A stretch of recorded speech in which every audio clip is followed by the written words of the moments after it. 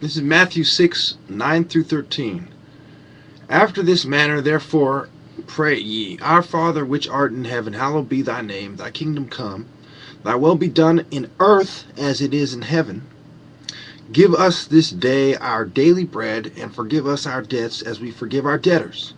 And lead us not into temptation, but deliver us from evil. For thine is the kingdom and the power and the glory forever. Amen. So why are they talking about bread and debts?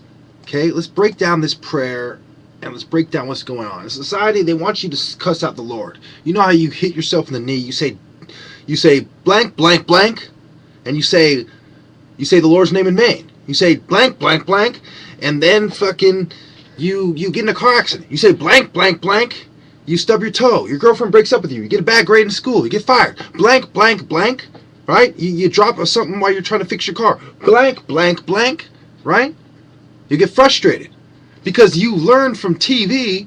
This is how you were supposed to respond. Okay? But in the Bible it says you shouldn't do it because the people who run society, they persecute the Christians and they subvert their movement. That was the purpose of Paul. That was the purpose of having different factions. That was the purpose of controlling the Christian movement.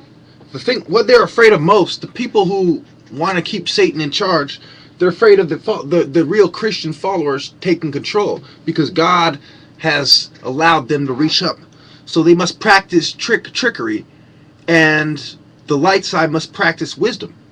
So it's really the wise versus the clever. Okay? It is atrocious and appalling and belittling.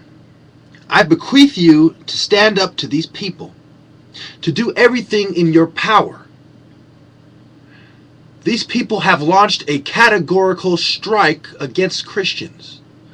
It goes back before Pepin III, back before Pope Leo, back before Ptolemy I Soter, back before Fatty and the Ptolemies, back before that.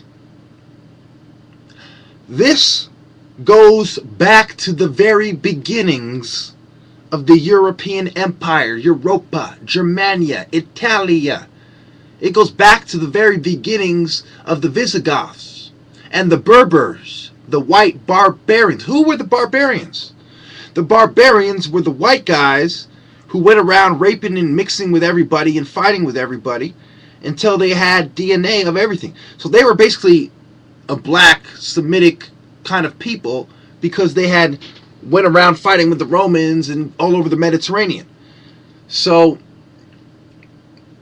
when you really break it down, who is who and who descends from who, notice that the people who are in charge descend from the scum who historically were in charge. The people who misquoted Egypt and started the cult of Dionysus, Demeter. Understand what is going on here. Who is Samarat? Semiramis. Rames. When was Ramses? Around 1220 BCE, remember?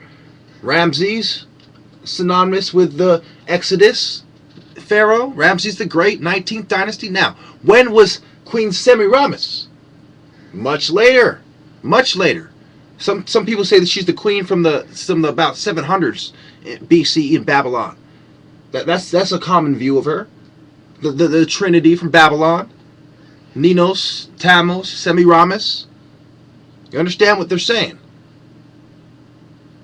Do you understand who the Sabians were? And Sibonus and Jupiter.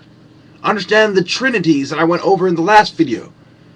Understand the relationship between Freya, the gods of the Norse, the gods of the Greeks, the gods of the Romans, the English Druids, and how they mixed and matched and came together because their descendants started their trains of thought from the temple of Seti together. Where were the Greek mercenaries? In the Delta. Who brought them in? The ancient progenitors of the temple of Seti, who wanted to bring about chaos by using the white man who didn't know better against the children of God. When was chess introduced to Europe? Okay? It was introduced way after the fact. Who they gave it to? Who did they get it from? The Asians. And who did the Asians get it from? The Egyptians. Look at the fucking history books. Everything I'm saying can be verified. Do you find it a coincidence that the people who started the certain ancient empires practiced things a certain way? Then the people they subjugated all of a sudden started doing the same fucking thing? Think about it. You think everything evolved separately when empires brought them all together and merged in gods together?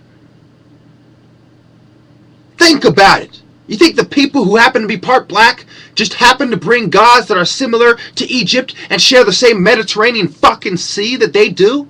Think about it. You think the Ishmaelite traders and the Arabs who would give the Christians and the Muslims their schools of thought traded with Egypt for no reason? Abraham? There are no coincidences in the Bible. Everything is connected in the Bible. Jesus said, before Abraham, I am. Because the things that are, were, and will come. Thank you.